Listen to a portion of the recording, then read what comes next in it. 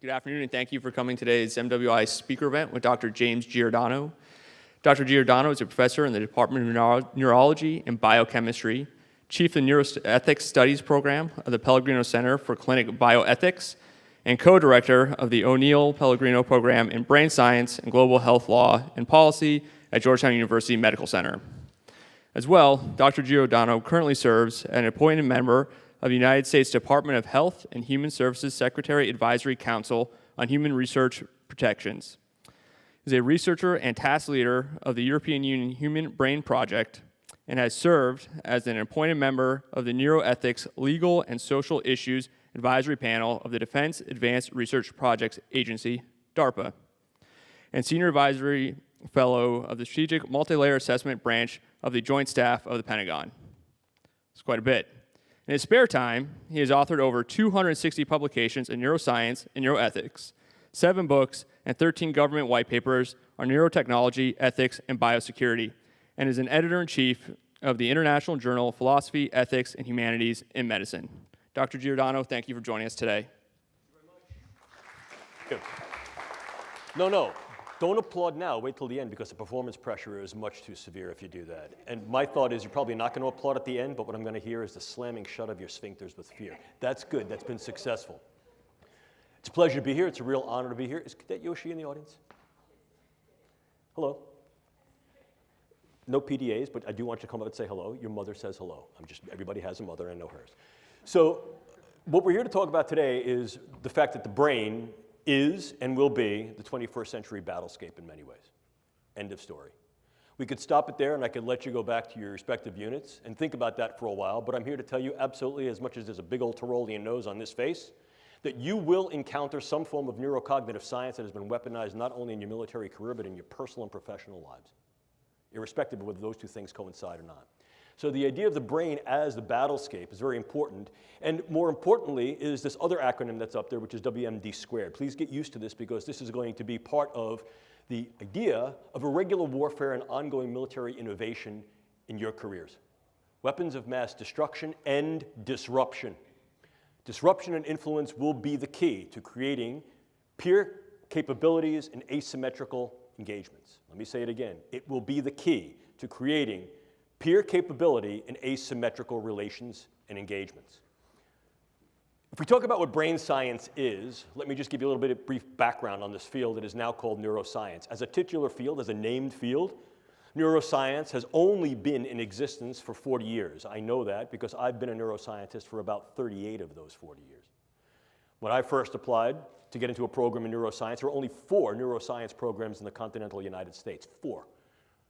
Right now, at this particular point, there are well over 200 dedicated university and collegiate programs, several programs at the junior college level, several programs at the high school level, and many, many dozens of independent think tanks and philanthropic organizations solely devoted to brain sciences.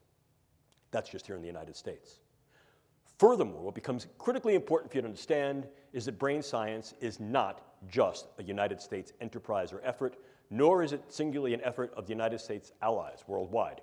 Increasingly, it is becoming an international, multinational, global, and independently exercised event and endeavor, which increases the capability of the brain sciences to develop not only new theories, but ever more sophisticated tools. I like this slide a lot because what it presents for you, ladies and gentlemen, is essentially a century-long history of brain science, even before it was called neuroscience. Look, let's face it, for as long as human beings were looking in some reflective pool and recognized that the thing looking back at them was themselves, there was some interest in what makes me, what makes me think, what makes me feel, what makes me behave the way I do and you behave and think the way you do. What is my sense of self? Do I have free will, and what is the nature of that, and how can we affect that in a variety of ways that go from the non-kinetic all the way to the kinetic? If we take centenary jumps into the era of the Enlightenment, we can see the great thinkers that came before and during the Enlightenment, inclusive but not limited to people like René Descartes, pondered the idea of what that means. Cogito, ergo sum. I think, therefore I am. The inverse of the statement that in many cases was implicit but now becomes ever more explicit is what makes me think. And if I can understand what makes me think and makes you think and makes you feel, then that understanding may in fact flavor, if not directly influence, the way you and I interact. But more than that, if in fact I understand how it is that your brain does what your brain does, I may be able to access your brain and affect your brain indirectly and directly. And what this allows us to do is to create tremendous potential and possibility and probability, potential, possibility, and probability of what the brain sciences can do and will do. Remember these three letters, A, and A. Keep them as your viable mantra for the duration of this course, today, and throughout your professional careers and each and all of the opportunities that you have to interface and try to understand the power that the brain and cognitive sciences can yield. A, the ability to assess the brain and its functions. A, the ability to access the brain on a variety of levels, from the subcellular all the way to the social. And A, the ability to affect the brains and the individuals in which those brains are embodied and the ecologies in which those individuals enact, engage, encounter, from the level of the individual to the group to the community to the populational. Look at the power that understanding tools and techniques of the brain sciences afford. It's there before you on the screen. Obviously, if in fact this gives me some insight to the way people interact, inclusive of the way they may interact in bellicose, aggressive, violent, and volatile ways, and it also confers upon me certain powers to be able to influence that, alter that, change that, mitigate that, then clearly I'm able to use the brain sciences, as we have tried repeatedly in the past, to influence the postures and capabilities not only of our own individuals who are engaged in warfare, intelligence, and national security operations, but those who seek to threaten us. In other words, we can utilize these things in national security, intelligence, and defense. Please look at the timeline.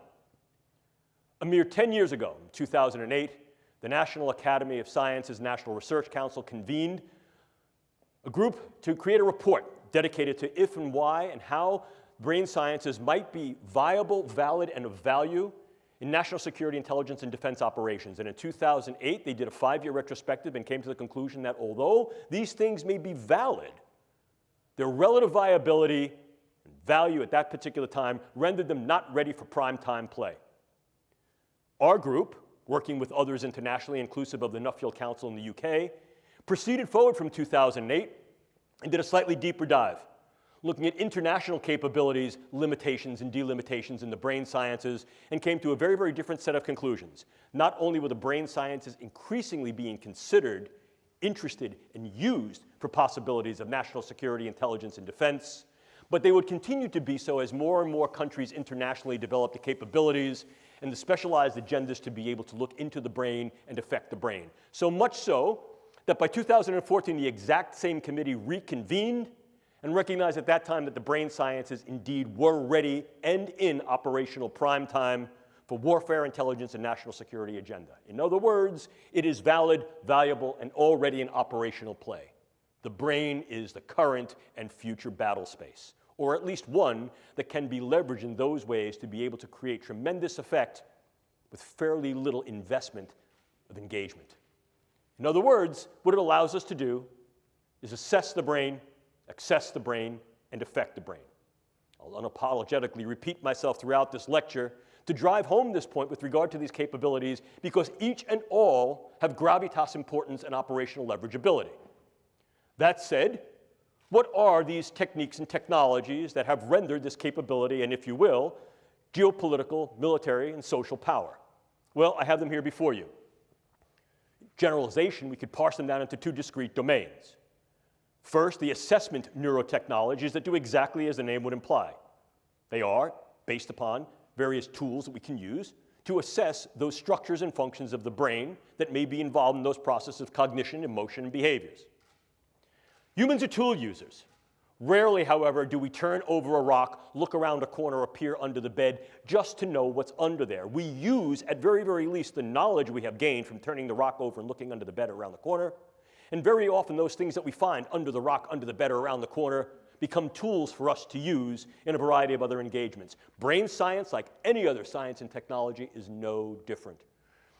Earlier in the day at lunch, Major and I had a conversation about the viability of different types of research. Science for science's sake. Science just to know because that's where your interests lie. Oh, look, I've been an academic for well over 4 decades. And I can tell you that that kind of research is wonderful. But when that research is generated for a purpose and when it's funded and when that purpose deals with those things that are near and dear to the health, survivability, flourishing, and protection of kith and kin, then that research is operational research that has an end goal of use. This is what this is about. It's not just a question of trying to figure out what makes the brain tick in the way it's built. It's can we get in there to affect the ticking and talking, and by affecting the way that brain is built and the way it functions, influence in ways that are kinetic and non-kinetic, the attitudes, beliefs, thoughts, emotions, activities, and relative vulnerabilities and predispositions of those individuals for whom both we are responsible in terms of our own forces, perhaps to make them better, more insulated against injury, operationally protected and enhanced, and those who may threaten us. To do that, we need to intervene. So the other dimension of these neurotechnologies are interventional neurotechnologies. Now, I'm not going to bring you down the rabbit hole into what each and all of these things do, because you don't want to be a neuroscientist, and I'm certainly not going to make you a neuroscientist in an hour. But I think it becomes important to dial into a little bit more clarity and with further granularity what we're really talking about when we talk about these relative assessment and interventional technologies. In the former case, probably the one that gives the most rise to both provocation and contention, are various forms of neuroimaging, the ability to image the living brain, to be able to see what brain areas are differentially active as we engage in different thoughts, feelings, emotions, and tasks, and to then correlate the interaction of those nodes and networks with discrete patterns that occur not only in individuals, but in groups of individuals. In other words, if I can see how this gentleman's brain works, whether he's awake or falling asleep, thought I'd catch you. The idea there is that I can then understand, I'm only kidding, I can understand better, relax, I can only understand better not only what makes him happy, agitated, engaged, or tired, but I can then in some way alter my discourse to be able to make him feel happier, more engaged, and less tired. In so doing, I can take the information I have about the way a brain works, and I can put it to good use, practical use. Think about this. If I know what makes you tick as an individual, and I'm then able to generate patterns of how you as an individual relate to, are similar to, or different from other individuals, I may be able to then generate information that allows me to interact with you on ways that are more meaningful to our level of interaction. In other words, the more I know about what makes you tick, the more my interactions can be geared with you to make you tick the way I want you to. The way I want you to. Obviously, it takes some energy to put people into a big magnet and scan their brain. There's a whole bunch of things that are limitations of brain imaging. We recognize that. That's part of the mission. We seek to delimit those particular constraints and through the use of co-registered different forms of neuroimaging make it better. Some of these forms of neuroimaging are fieldable, operationalizable in field missions. Some of them are not. We're seeking to make these things more operationalizable, not only for military medicine to assess individuals who may have incurred brain injury and or the effects of brain injury inclusive of things like PTSD and other forms of neuropsychiatric disorders, but also to understand better how it is that our individuals are able to think through certain situations, how their brains work, and be able to classify those individuals and perhaps specify the way we train them, the way we sustain that training, and the way we maximize their performance. We can use other methods as well. Genetics, biomarkers, and information. And that information is critical. One of the things you must learn is as military personnel, your demographic, biological, social, and psychological information exists in your jacket and is in fact retrievable in real time. That information becomes ever more important as we try to understand the you-ness of you. And the nature to classify that information, hold that information secure, doesn't only exist on the medical side with regard to your HIPAA records, but increasingly is becoming a concern for national security when these large-scale big databases of brain structure and function, physiology, biopsychosocial demographics become ever more available and ever more relevant to what's making you tick, what's making you talk, what's making you strong, and what's making you vulnerable. And the fact that other nations, inclusive of China and Russia, are engaging in large-scale neuro-big data initiatives to be able to create large-scale databases that can join not only imaging and physiological, but as well as other forms of phenotypic and genetic data of the entirety of populations renders great power because there's great capability in that information to know where key points of strength and vulnerability may lie, and also to intercede, to inject information in some way be able to affect what appears to be your medical record, your personal record, the evidence that is you. And we can take that step to go one step further. The more I know about you and the more I know about the way your brain works as individuals, groups, communities, and even populations, the more I can utilize non-kinetic means such as informational means of narratives, iconographies, semiotics to influence your emotions and your behaviors. We can do this subliminally through computer images. We can do this more liminally through the types of engagements, interactions that we engage through psychological operations and informational operations. We can train better our human terrain teams to be able to interact with individuals in a variety of cultures, groups, settings, and ecologies to be able to improve their performance so as to be less distancing and more ameliorating. We can go further than that as well. We can also utilize these interventional technologies in those ways that may able to directly affect the brain. Probably the one that you've heard about most recently, most contemporaneously in the literature, is the possibility to use some form of directed energy to affect physiology peripherally and also to affect the physiology and health of the brain. Case in point here, US Embassy personnel in Havana and possibly in China. And of course, there's not a lot that I can tell you about that, although I am one of the researchers on that particular project. But this seems to be wholly indicative and supportive of the fact that this was at least some form of directed energy, whether it was wholly intentional or not, still remains to be definitively decided. However, the pattern of insult and injury to those individuals and the pattern of injury of who was affected strongly suggests that this was an intentional and directed engagement, and that this represents a beta test, a possible probe of a directed energy neuroweapon. And there are a number of countries that have developed initiatives and agenda towards developing just these types of things, the United States included. But you also have a whole host of other things that can go bump and bang in your brain. The more we understand the specificity of the brain on a very granular level, the more we're able to derive and develop particular types of drugs that not only can enhance and optimize the performance of our people, but can also be used to mitigate, militate, and in some cases manifest profound morbid changes in their people. In other words, against a hostile other. Drugs can be exceedingly specific, and as I'll show you in a moment, can be very, very much used to individualize weaponology in terms of what we call precision pathology or precision effect. We can go further.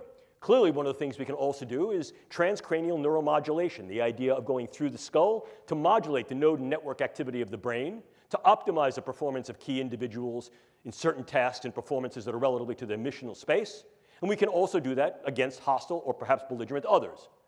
We can go further to implant certain brain-machine interfaces. These are many of the DARPA programs that you may hear of now. Probably the one that is most notorious, in a very good sense, is something called the N3 program, which is the non-invasive neurosurgical neuromodulation program being run by their program manager, Dr. Al Mundi. The idea here is to put minimal-sized electrodes in a network within a brain through only minimal intervention to be able to read and write into the brain function in real time, remotely. The United States is not alone in such efforts. And then, of course, you also have the things that are a little bit more traditional. If we talk about things that can be operable in the biochemical space, we ordinarily talk about drugs, bugs, toxins, and ever more, we're considering devices.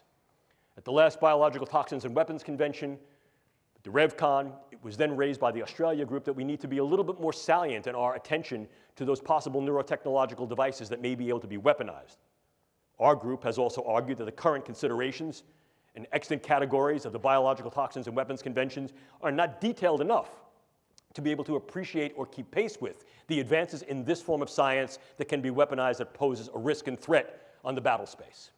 So, how then can we use these elements as weapons, means of contending against others? Formal definition of a weapon, right out of the Oxford Old English Dictionary. Means of contending against others. And we can do that in a number of ways. We can militate their behaviors and their thoughts in some ways as to make them more amenable to what we do, the idea of positive weaponology. Or we can, in fact, mitigate and in some cases completely nullify their capability, will, or engagement to fight. If we combine those two definitions into one, what we find is those agents that will either change individuals' thoughts, vulnerabilities, volatility to violence and aggression, or incur morbidity, dysfunction, and or mortality in such a way as to then mitigate the engagement altogether. You still with me? That said, we can break down any form of weaponology into two discrete categories: soft weapons and hard weapons. In the former categorization, soft weapons include but are not limited to such things like economic leveraging to create economics, market values, market presence, presence at international bargaining tables to develop international power and leverage as a soft weapon. Clearly, the more we're able to make an impact in a field, in a dimension, by virtue of research, medicine, technology, infiltration into a variety of areas of the public space, the more we're able to yield economic strong-arming, economic leveraging. I think an important consideration that I'll reiterate later in this particular lecture is that there are countries outside the United States and or the West that are increasing their capabilities by intent in the brain sciences so as to be able to gain this type of economic leveraging in international global markets, in medicine, science technology, and the military. Most notably among them is China. We'll talk more about that momentarily. But we can also utilize weapons in more of a soft approach, as I mentioned earlier. The more I know about what makes you tick, the more I might be able to do things like weaponize the approach that I then take towards you in my interactions and engagements with you. Here we can utilize the brain sciences for psychological operations. Most notably, one of the DARPA programs run by the program manager Bill Casebeer, Dr. Bill Casebeer, who subsequently went on to be a program manager at Lockheed Martin and run their brain-machine interfacing programs. Bill Casebeer's program was called Narrative Networks. And one component of the Narrative Networks project was something called neural narratives. If we understand how it is that brains and individuals, groups, and populations respond to certain forms of imaging, memes, iconographies, engagements, the more we may be able to tailor those things through our psychological operations, propaganda, meso, to be able to engage these individuals in more positive ways or in ways that are more influential, to be able to direct their behaviors, their predispositions, and perhaps their engagements with us on a variety of levels from the individual all the way up to the political. But then, of course, we move into the more harder forms of weapons, things such as bullets and bombs. And here, once again, let me reiterate what we're talking about on the neuro side are drugs, bugs, toxins, and devices. But of course, if we spill over the idea of soft weaponology into a hard weaponization, we also see the use of biodata as a viable weapon. Manipulating biodata so that I can then put into your particular medical records subtle information that may change the disposition of whether you're sick or not, change how you're treated, influence the postures that go to you in terms of insurance, care, viability for military service. By altering that information, by changing those data, by purloining those data, I essentially change the you of you. And I can do that in very subtle and insidious ways. Furthermore, I can do that on a variety of different levels that can affect key individuals so that, in fact, your medical record changes to thereby render you incapable or at least invalid to be able to serve in a way you're serving. Or I can do that on a much larger scale, groups, populations. And if I change those data, I change the way you're being regarded and treated. And I can do that in one of two ways. I can do it in such a way that you're going to be regarded in a negative sense, or I can do that in such a way that I'm going to treat you incorrectly. If I say, for example, you have a particular allergy, or you have particular sensitivities, or you have a particular disorder, you will be treated for that, and that could then harm your health and your stability in both a short wars approach as well as a long wars approach. But if we take a look at this in a little more detail, you can see that once again it falls back to the idea of what can we do to ours and what can be done to others. Clearly, one dimension, one domain of operational viability and value is to enhance the capabilities of the combat and intelligence operator across a range of scalabilities in both general purpose and more select forces.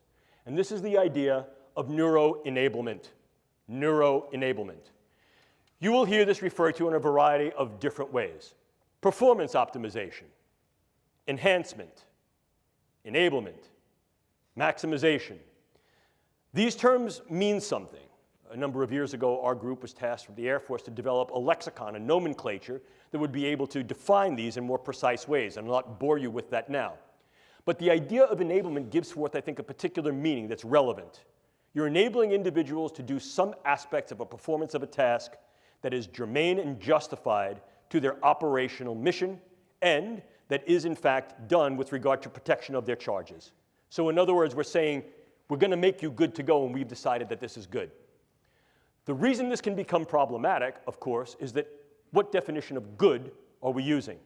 What we define, whoever the proverbial we may be, to be good, might be quite different than what they, whoever the proverbial they is. And as a consequence, we have to keep a much broader window of opportunity and possibility open to be aware for the potential benefits, burdens, and risks that this type of engagement may pose. What types of things can we do to make our people better, if you will? Well, certainly we can use a variety of advanced psychopharmacologics and neuropharmacologics, in other words, drugs. And I refer you to a wonderful book written by a colleague of mine, Professor Jonathan Moreno, called Mind Wars. First edition came out in 2006, second edition came out in 2012. And Professor Moreno does a very good job in defining and explaining the history and historicity of the way the brain and cognitive sciences had been used in national security, intelligence, and defense operations, both by the United States and more globally. And what we see is that this is certainly not a new event. We can look back into antiquity and see that there have been attempts to try to maximize the performance, capability, sustainability, and protection of those individuals who are operational warfighters, literally from ancient Rome and Greece all the way to the 20th and now 21st century. It's the tools and techniques based upon the understanding and depth that we have that increases the granularity and specificity of effect and increases sophistication and gravitas of outcome. The more we know about the brain, the more we can develop ever more selective agents to affect the structures and functions of the brain in cognition, emotion, and actions, and the more we can do so in a way that's more like sharpshooting rather than buckshotting.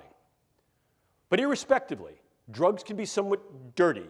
What I mean by that is they can have a host of adverse effects, some of them side effects, some of them direct effects. And very often what we'll find is that unless we're able to deliver the drugs directly to a particular site in the brain or elsewhere in the nervous system, they can have heterogeneity of effects throughout the body. And that can lead us to some undesirable outcomes. But we don't need to be limited to drugs. No. We can also use a variety of computational brain-machine interfaces that are both closed and open loop. And these include things like transcranial magnetic and electrical stimulation, stimulating the vagus nerve transdermally, or if you wanted to get somewhat more invasive but certainly more specific, brain-machine interfaces by virtue of deep brain and superficial brain implants. And I shall tell you that one of the leading projects in developing state-of-the-art brain implants is a DARPA-funded project aimed at the medical side for the treatment of neurological and neuropsychiatric spectrum disorders. And this program is called SubNets, Systems-Based Neurotechnologies for Emerging Therapies. But what you also need to appreciate is that that DARPA program, like any program that is oriented towards engaging brain function to then alter those functions in certain ways, directional ways, can be harnessed for what's called dual use. Medical purposes that are then depurposed to medicine and used for other agenda, inclusive of warfighter enablement and enhancement. Furthermore, we understand that there are a number of nations outside the United States, some of whom are allied, others that are at least competitive, if not combative, that are engaged in these types of programs looking at the capability for transcranial and deep intracranial modulation of brain function to improve the functional performance of military and intelligence operators across a range of viable missional tasks. We are not alone in these pursuits, and I think that's something that needs to be appreciated. But it's not just a question of what we can do to our own, because very often in raising these questions, we tend to, what I call, err on the side of moral probity, and we recognize that there are particular limitations, limits, boundaries, thresholds that cannot and perhaps should not be crossed in terms of what we can do. And if we intend to cross them, we only cross them with consent, and that consent is highly contingent upon the necessity of a continuity of research and clinical care, understanding what happens to the individual once they've been enabled and enhanced, and what may happen when they're no longer enabled and enhanced. In other words, more colloquially, when Superman goes back to being Clark Kent, what happens to Clark becomes the burden and obligation of our responsibility. However, those ethics are not homogeneous on the world stage. And the idea of pushing the envelope of what can be done to the combat, warfighter, and intelligence operator, and perhaps more broadly to those individuals who may oppose particular regimes and or may be military fighters against your own regime, is very often bounded by, and in some cases deconstricted by philosophies, cultures, and ethics of those individuals who may be competitive, if not combative to us. So in other words, this can also be weaponized against others. And this is where we get into the idea of novel neuroweapons. Once again, this is not necessarily new, but the momentum of this dimension of the field has accelerated as a consequence of increased understanding of the brain and increased capability to develop tools and techniques to access and affect the brain. So what are we seeing here? Well, take a look. We see in-close neuropharmaceuticals and organic toxins. What's new about this is the in-close nature of this. Increasingly, we're not seeing these things as weapons of mass destruction against gross aspects of the population, although certainly many neuroweapons such as sarin gas and VX and other forms of neurotoxic agents can be leveraged against large groups of people, but that's messy. More specifically, perhaps, might be targeting individuals on a level that allows either direct attribution or covert engagement with non-attribution. Let me give you an example of what I mean. So this gentleman is the leader of some group, a political group, a social group, a combative group, and under the veil of a white flag, he and I are now to have some kind of a caucus, a meeting. And during that meeting, what I do is I lace the rim of his drink, or his pen, or his seat, or something in his immediate environment with very, very low-dose drug or toxins that are going to affect his stability. They may affect the way his brain works, and as a consequence of that, they can affect the functions of his brain, his thought patterns, his relative emotionality, and the behaviors that go along with that. One of two things might happen. He might be completely incapacitated as a consequence of this, or he may change his level of capacity and engagement so that he went into the meeting thinking, I hate this guy's my enemy. He walks out of the meeting going, I love this guy's great. Now what could happen? If in fact this is a gentleman who has charismatic, financial, elected, or dictatorial power, it may be that his followers will then follow him blindly. He came into the meeting as a leader of those followers who were bellicose, who were volatile, who are violent and aggressive. He comes out of the meeting and he tells them to change their behaviors, and they do. Or I could sever the trust. By now, he leaves this meeting, he's espousing a very different philosophical stance and orientation, and his followers no longer adhere to his precepts, his tenets, or his lead, and I fractured the relative arrangement of trust, engagement, capability that he fostered, leaving that population disrupted and vulnerable to intervention, to a coup d'etat, to a junta, to some type of insertive reassumption of leadership. You see how this can work? Furthermore, I can use this very tactically. Some of these agents allow me to assemble the agent on site and not have to stockpile it, which allows me to take the components of this agent into and out of a country relatively covertly, target a specific individual, change or eliminate that individual with very little attribution and trace, and be able to leave prior to any attribution. Think Novichok. Or I could assemble very small quantities of this that would then allow a specific intervention, characteristically in a place that would not allow such an intervention. Think of the use of a derivative of Vx in an airport. But I could do more than that. I could also incur much broader type of ripple effects. And one of the ways I could also do that is with what's called high morbidity neuromicrobiologic agents. It's a real fancy way of saying neurobugs. But high morbidity neurobugs. I may not want to kill a lot of people. In fact, arguably, I may assume what is sometimes referred to as the Sailor-Malin mantra. For those of you who may be fans or students of military history, you may remember that Sailor-Malin, Wing Commander Sailor-Malin, was a South African who flew with the Royal Air Force during the Second World War. And he became well known during the Battle of Britain for shooting up German airplanes but letting them limp home, particularly bomber aircraft. And they would ask Sailor-Malin, oh, Wing Commander, why didn't you shoot that plane down? And his adage was simple. Better to have that plane return home with wounded crew who are spitting up their lungs, one dead crewman that they had to attend to and therefore divert their missional capability while in flight, than shoot them down. Because the psychological effect will be rippling and devastating.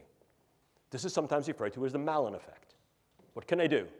I can use a particular bug that I may be able to now modify through the use of gene editing technique that is ubiquitously available and fairly easy to use to take a bug that was previously relatively benign and non-pathogenic and make that bug virulent, pathogenic, dangerous. And then what could I do? I could introduce that bug in key sites. Des Moines, Seattle, Tampa, Newark, Houston. I'd get a few people sick. I'd do it on an airplane, do it at an airport, do it at a sporting event, do it on Black Friday. And then what I would do is I would take credit for that, but I'd want to make sure that at least part of the symptomatic constellation was not only neurological, was profoundly psychological. Agitation, debilitation, sweating, stomach problems, sleeplessness, cardiac problems, things that are what we call top-down neurological in their effect, brain to body and body to brain in the bottom-up cascade. Then what I would do is I would get on the internet, and I would put out over the internet, I did it. Oh yes, I'm that dangerous G group that you should all be afraid of. And in fact, this is far more ubiquitous than I let on. These are only the first cases. I've let these buggies go all over the country, and your early warning signs are agitation, anxiety, worry, sleeplessness, stomach problems, heart problems. What have I done? I've rippled the sheets of the worried well. At first blush, I get every hypochondriac running to their physician, but at second and third blush, I get those individuals who begin to become worried that they may have been exposed to this, that their children may have been exposed to this, that their loved ones, their kin, their kith may have been exposed to this.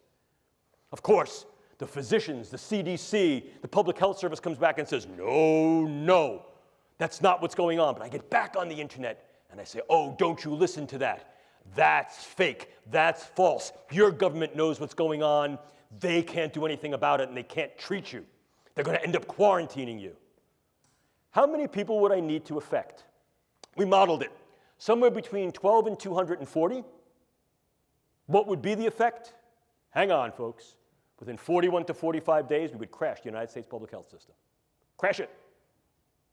In so doing, I render the United States infrastructure vulnerable, either there or elsewhere. See the ripple effect? See the disruptive effect? I can disrupt an individual from the level of their cell to their system, and disrupt individuals on a variety of levels, from individuals all the way up to the social fabric. And that social fabric may go even further. It may be geopolitical. I need you to think just for a moment, if you could, why would it be of any value at all to affect, disrupt, and disable individuals who are U.S. Embassy personnel in Havana? When did it happen? What was happening? What would be the benefit in fracturing a growing economic, political, and social trust in that part of the world? Who would benefit? What would be the long-term effects, for example, of at least indicating that U.S. Embassy personnel and Foreign Service personnel are vulnerable to these types of threats? Could you, in fact, pair the threat with some type of conditioned stimulus? So now what you're able to do is to evoke a response in the worried well. I only offer possible suggestions for your speculation and your consideration, if you will. We can even go further. One of the newest developments is that nanoparticulate matter can be stabilized for distribution. If you're not aware of what nanoparticulate matter is, it's that matter which exists on a scale of 1 × 10⁹. Very, very small. Smaller than a cell. And we can manufacture materials that have discrete properties that can be controlled by virtue of bioengineering and their physical chemistry.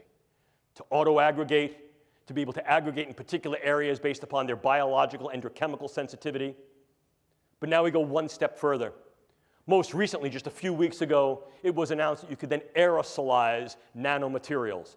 And go one step further, I can create small robotic units, controllable robotic units at the nanoscale, and that these too can be aerosolized to create a nanoswarm of biopenetrable materials that you cannot see, that can penetrate all but the most robust biochemical filters, that are able to integrate themselves through a variety of membranes, mucous membranes, and wherever, mouth, nose, ears, eyes, can be then uptaken into the vascular system to create clumping, can affect the vascular system of the brain, or can directly diffuse into the brain space, and these can be weaponized.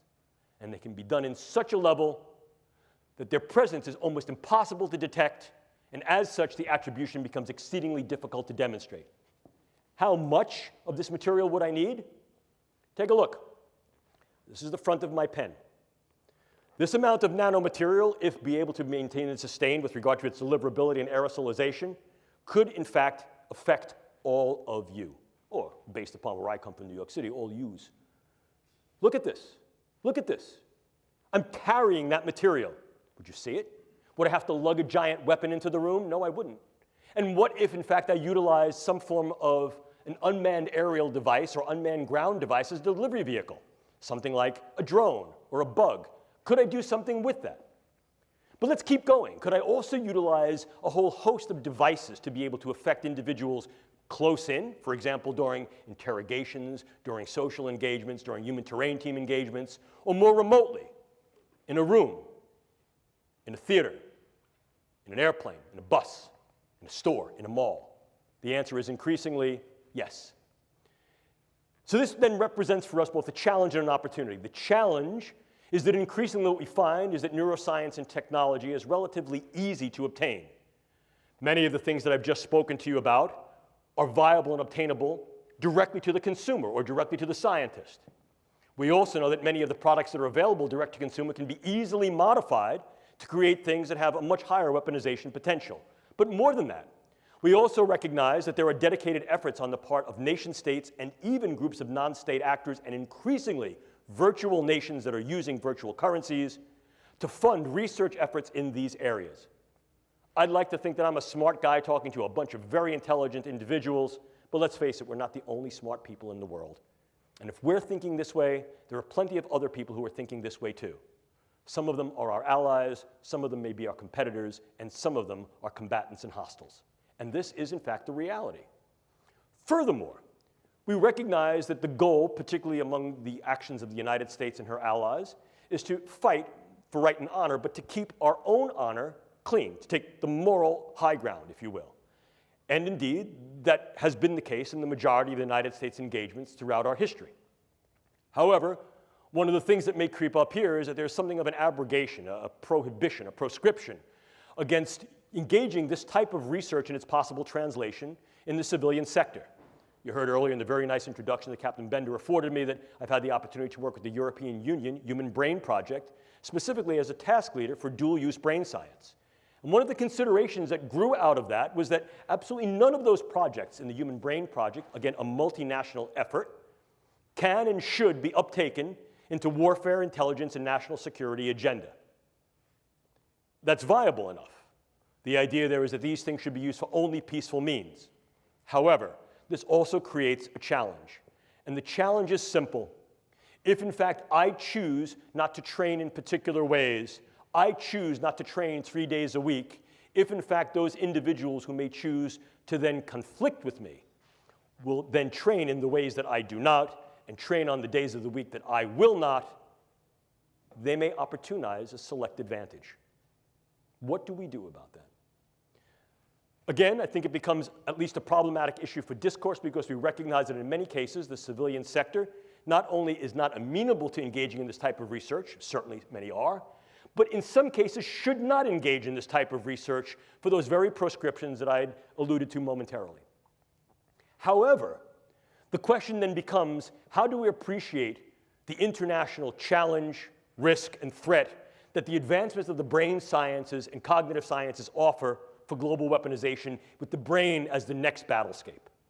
Clearly, it defines some type of a solution space, and there have been those that have posited, myself included, that there should be more directed, more detailed, and more dedicated government efforts in this particular domain, so able to advance the brain science in ways with sustainable funding to understand what the potential risks and threats are, and to develop a stance of preparedness.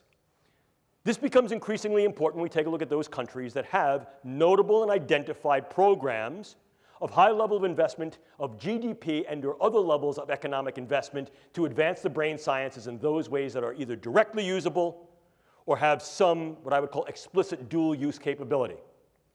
An important consideration that I want you all to bear is that current estimates based upon trend analysis is that by 2025, greater than 50% of research, development, test, evaluation, and possible use of brain sciences in general will occur outside the West. Outside the West. Furthermore, we understand that there has been a directed effort in China to be able to engage the current and future 5-year plans, to be able to advance brain science in those ways, to be able to have a higher level of gravitas with regard to the research, its capability, and its translation in medicine and other agenda, inclusive possible dual use and direct use within warfare, intelligence, and national security. This creates opportunities for research tourism, medical tourism, and market capture. And again, that market capture can be leveraged as economic warfare in terms of being able to destabilize the global market and the global economics that is relevant upon this form of bioscience and technology. But we also recognize that these things are being used for military applications. Certainly, there are directed opportunities and directed agendas for doing that within China. We also recognize that there have been activities and directed initiatives in the former Soviet Union that have now been translated and perpetuated into the current Russian infrastructure of biomedical science for military purposes. And a number of other countries have directed efforts in this space, inclusive of Iran, North Korea, India, Bolivia. Certainly among the US and its allies, we recognize that, the United States, the UK, Canada, Israel, and there are governmental efforts within Europe. We recognize also there are efforts in Japan. But there's another looming threat. The threat is the non-state actor. The threat is the virtual nation. They can establish sovereignty within a sovereignty so as to be able to say that we are immune or inured to your rules and regulations. Essentially, possibly destructive diaspora. And increasingly what we're seeing is the use of Bitcoin currencies and the like allow the finances of these types of things to be sustained in ways that were heretofore economically unimaginable, if not incapable. So as a consequence, what we're recognizing is that the threat parameters, the risk parameters, as well as the challenge and opportunity parameters are growing. We're equally concerned about the do-it-yourself community, not because this community of biohackers represents an inherently malicious or nefarious group, but because of their relative vulnerability to infiltration. And we recognize that to such an extent that at present, the Federal Bureau of Investigation in this country has dedicated ongoing efforts to try to maintain continued communication, interaction, and engagement with this community so as to be able to better surveil their relative vulnerability to purloinment, infiltration, manipulation, and misuse. Clearly, if we're looking at these things as possible destructive weapons, the more characteristic or classic criteria of drugs, bugs, and toxins meet at least some of the extant categorizations of the biological toxins, weapons, and chemical conventions. However, as disruptive agents, as those agents that may be assembled, developed anew, that do not meet these criteria, you can then get skirting of these extant treaties and these extant signatory documents, and as a consequence can develop these means, these methods, tools and technologies essentially below the radar. Moreover, as disruptive elements, they need not be mass-produced or stockpiled, but rather their ingenuity is that they're able to be assembled in situ in relatively low quantities and used with specific effects against individuals and small groups to be able to incur disruptive effects, not only within that organism or that group of organisms, but beyond the organismic level, to the systems level, to the social level, to the geopolitical level. There's great power that can be leveraged there. Clearly, what we can do is provocative. Therefore, what we should do remains at issue. Ladies and gentlemen, I do not have answers for you, but I will pose several questions and possibilities. One of the things we have to understand is that this represents, if you will, a bioscientific speedway. Consider the true speedway. Lots of entries. I've already shown you the entries. Very fast pace. The speed of translation from concept to construct in the brain sciences is about 60 calendar months, and increasingly that's being compressed. So the developments in the brain sciences that reach a tech readiness level can be achieved within 48 calendar months. It's very fast. Certainly we know not only there are many entries, it's very fast, but the prizes are tremendous. Economic prizes, prizes of notoriety on the biomedical front, prizes of power, capability, and weaponization on the WINS front. Weaponization, intelligence, national security front. We also recognize that there are risks and possible harms, not only to those who are on the track, but to those who surround it. So the idea is, if in fact we're going to move into this space, how can we move into the space with some prudence? How do we move into the space pragmatically? And how do we move into the space in such a way that is prepared? Our group was tasked with developing these protocols and paradigms, and we refer to them as the operational neurotechnology risk assessment and mitigation paradigm. The on-ramp to the neurobiotechnological speedway, if you will. I won't bore you by reading the slide, but I do want you to pay particular attention to the lower box. That's Zig Brzezinski. In 1970, he was prescient, had foresight, and said in 1970, in the coming decades, we will see an increasing viability and value of being able to affect the neurocognitive space. There was something of the sort of crystal ball in that statement. We are there, and increasingly will be ever deepeningly there based upon not only our own initiatives, but those initiatives of groups around the country. This is a space that we need to at least be prepared for. A simple precautionary principle will no longer obtain. Why? Number one, it shouldn't. Number two, it's anachronistic. Just because we recognize that in some cases, the risks may be high and there may be certain benefits, a simple precautionary principle says if the risks or threats outweigh the benefits, don't go. However, we need to also be equally preparative and take a more advanced precautionary principle that says we must examine the potential, the probability, and the possibilities of what those risks and threats are relative to the benefits of a stance of preparedness. And preparedness very often includes engaging the research to understand how these things work and how they can be used. How do we do it? Well, these are some of the contingencies that I offer simply as proposition for you. I ask you to consider them. Number one, what is the technical rightness of any and all form of neuroscience and technology in these types of agenda? What are key situational variables that may be germane to its use or non-use? Is there evaluation or some revision of the various ethical concepts that may be able to guide these uses in practice?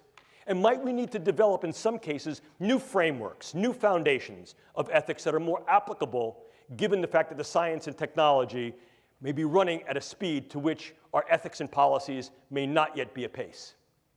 I'm not going to bore you with these contingencies, but what I want you to do is pretty much go down to the very, very last one. The idea here is can we utilize neuroscience and technology? And if the answer is yes, we can, should we? And if the answer there is we already are, and there are some domains and dimensions by which use should be advocated, for example, non-lethality, least harm, doing less harm than other forms of interventions and engagements that are currently in use, being able to mitigate individuals' capacity or willingness to engage in volatility. In other words, improving the capacity for individuals to gain capability to get along. Well, perhaps there's some value there.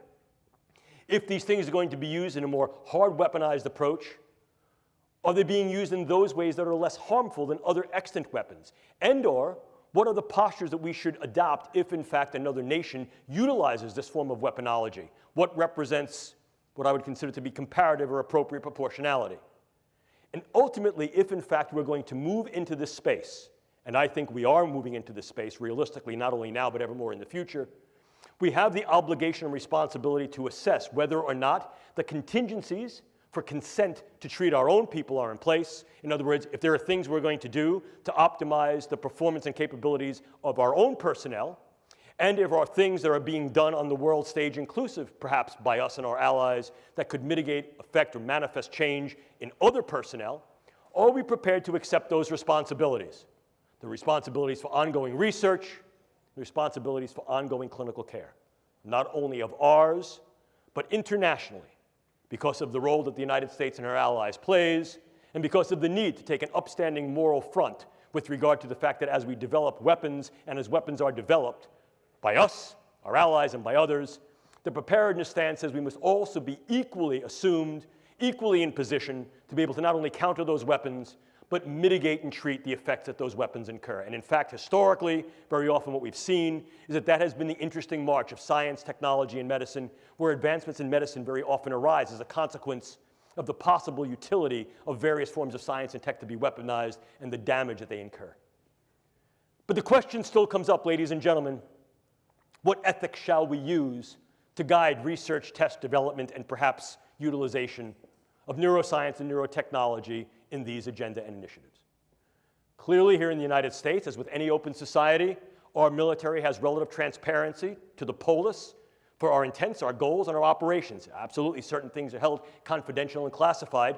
You don't show the other team your playbook on Friday and expect to win the game on Sunday. Yes, of course. And information we may understand about what they're doing by virtue of our deep and our intermediate surveillance may also be kept close to the chest, if you will.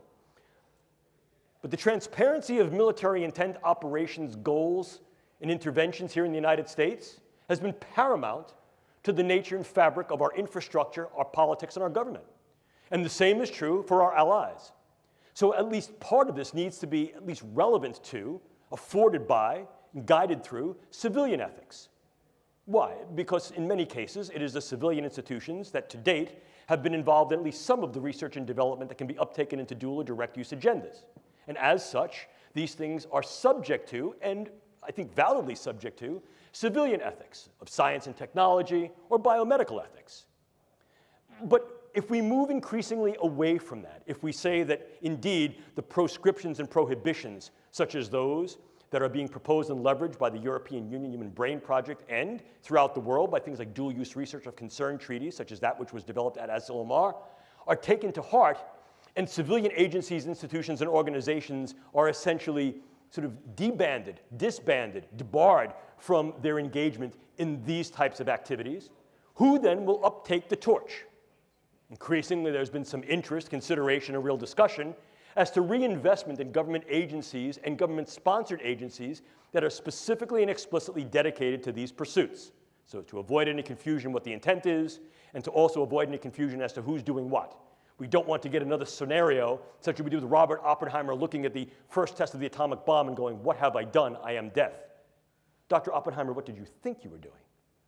We don't want to have those confusions. We want to make sure that, in fact, those who engage the brain sciences for biomedical purposes of wellness, lifestyle, and enhancing the human condition are not necessarily confused with those who may then uptake these things into Wynn's agenda.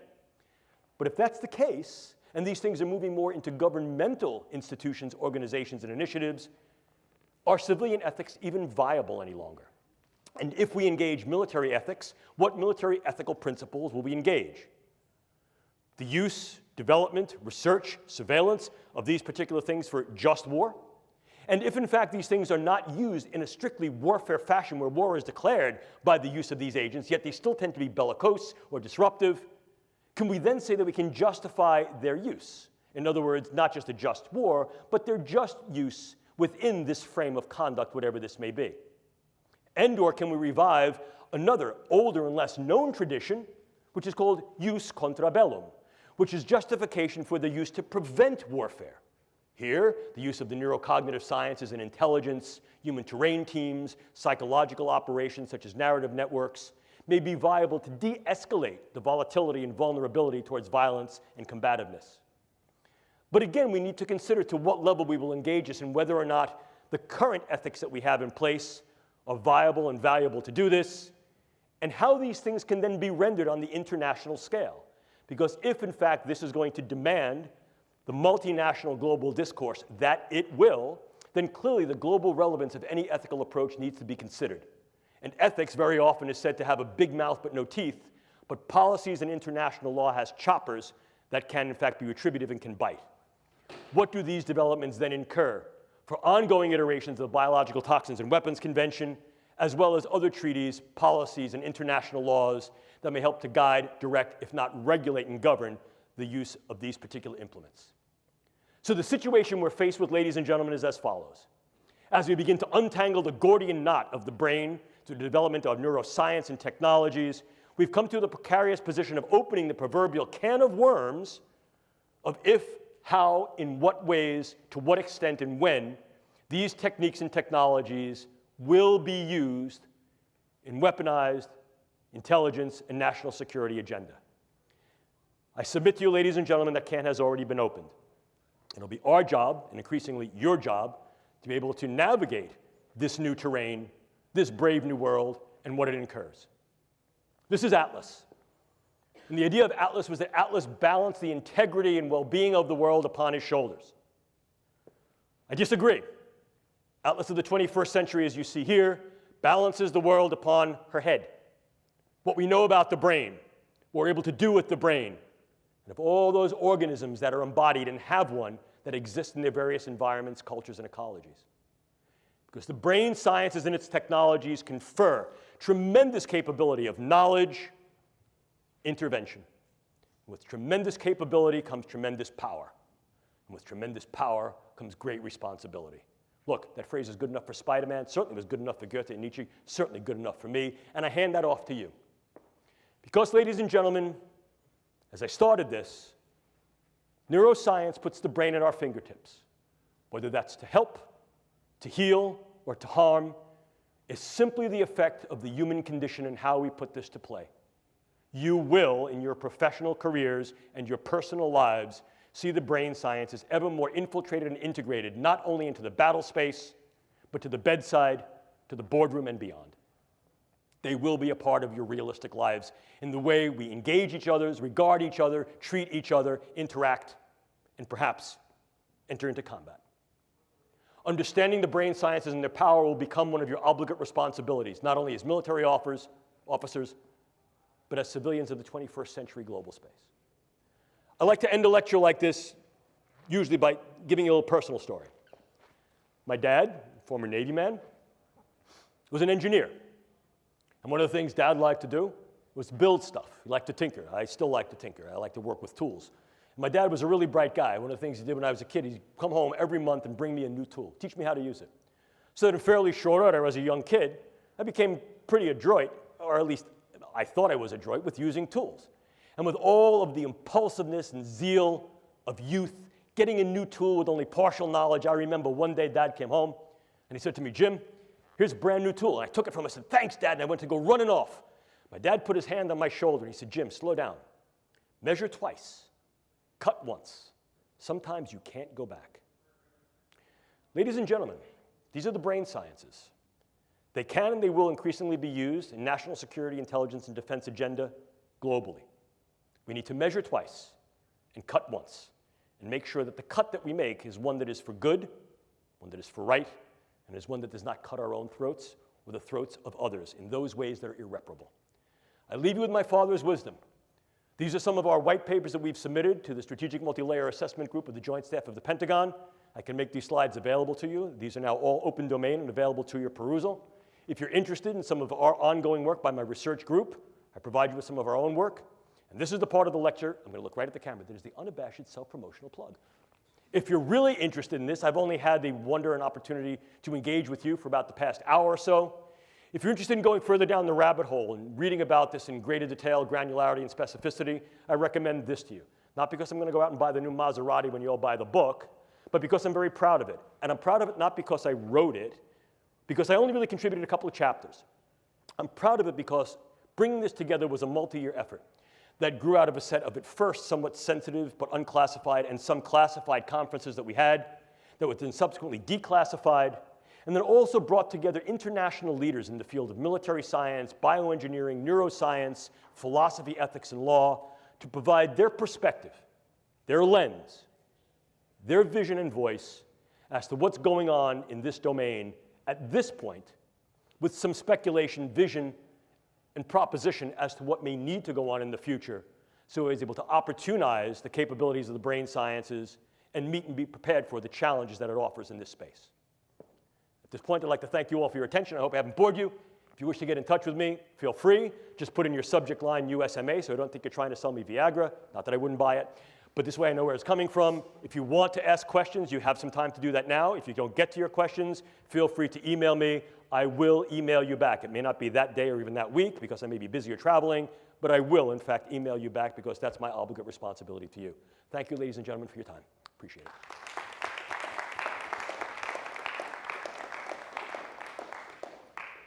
If you guys have any questions, we have about 5-10 minutes. Yes, sir. Not really a military question. I'm just curious what you think of Michael Pollan's new book and the role of psychedelics in society. Oh, yeah. Well, so there have been a number of different books. So the new book there is that the idea psychedelic drugs had some bad research, and of course some of that bad research was not only procedurally bad, it was based upon the font of knowledge we had at the time. Having engaged in psychedelic research, maybe some. Having engaged in psychedelic research, one of my first projects actually was looking at methylene dioxymethamphetamine ecstasy under United States Navy grant for the possibility of weaponizing ecstasy as a volatile agent, as a viable agent, particularly against submariners. So the understanding that the psychedelics could in fact be used in a variety of different ways, inclusive of weaponization, is not new. We look back to the older projects such as MK Ultra, Mind Control Ultra, which utilized lysergic acid diethylamide and psilocybin to be able to alter the cognitions, emotions, and behaviors of individuals to see if that could be leveraged not only against our own people, but against others, sort of the whole brainwashing, mind-changing effect. However, one of the things we've come to recognize is that the mechanisms of these psychedelic agents is far more specific than we thought, and in fact, can be incurred at far lower doses than were heretofore attempted either experimentally or in social practice. So there's a regenerated interest, a revivified interest in re-examining the mechanisms and effect of these psychedelic compounds, inclusive of lysergic acid diethylamide, psilocybin, dimethyltryptamine, as well as some that are sort of like borderline on what might be considered a psychedelic, such as the affiliative drugs like MDMA, at microdoses or sort of intermediate microdoses, not only to treat individuals who've had particular neuropsychiatric spectrum disorders, and there's a growing body of research that would suggest that even one-time administration of a therapeutic dose of LSD or psilocybin and/or MDMA may have very profound therapeutic effects against certain forms of PTSD, intractable depression, and beyond the military framework, even certain forms of psychosis. We also recognize that these things may be useful in treating forms of TBI, treating other forms of psychiatric and neuropsychiatric disorders, and may also be viable as performance enhancers, particularly if given in a very specific regimen at a very controlled dosimetry. So to think like so many other things, the more we're learning about the brain suggests to us not only what we know, but what we didn't know, some of the errors in our previous ways of experimentation and empiricism, and that allows us to revisit these things under a newer and I think more granular perspective that I think may demonstrate certain benefits, as well as giving rise to concern about certain burdens and risks. So I think that it certainly warrants continued research, and I think that we need to be cautious in how we interpret that research and its translational effect, but I think there's great benefit to be gained there. Did I answer your question? Other questions? Yes, sir. So I had a similar question. So in regards to the enablement of the warfighter or intel operator, do you think one day the military will change its stance towards legalizing the use of pharmaceuticals or nootropics such as modafinil or Adderall to... Yes. Yes. In fact, I can tell you some ongoing research that's being done now by the Air Force Research Laboratory that's looking not only at the comparative use of what's called nootropic agents, as you said, modafinil and some of the newer ones. They've been around for a while, but they're sort of new with regard to the light of their potential utility. Some of those drugs like as piracetam, pramiracetam, oxiracetam, these have been around for a long time, but now we're understanding their mechanisms a little bit better, and we're recognizing how we may be able to use them in concert with other agents, inclusive of something like caffeine, and or how we can also utilize these agents at lower doses that are much more safer dose, that can also then be co-potentiated through the use of various devices. Here, we're talking about the transcranial devices such as transcranial magnetic stimulation and transcranial electrical stimulation. And if you're interested in some of this work, I refer you to a colleague of mine who's at Air Force. He's a Wright Pat, and his name is Andy McKinley. Just look up some of Dr. McKinley's work in this area. It's stellar. It's leading edge. And the Air Force Office of Scientific Research is funding a number of different projects that are looking at exactly this mechanism. Can we engage certain brain substrates, nodes, and networks through the use of new pharmaceuticals or older pharmaceuticals that are redosed or pharmaceutically delivered in different ways to be able to maximize key aspects of the processes of those neural functions that are operative in key tasks for the intelligence operator or warfighter. And in so doing, can we then take a slightly different stance on our postures towards the viability and value of these drugs under controlled circumstances for the warfighter or intelligence operator? And I think that's the general idea. Okay? Did I answer your question? Cool. Other questions? Going once, going twice. Thank you all.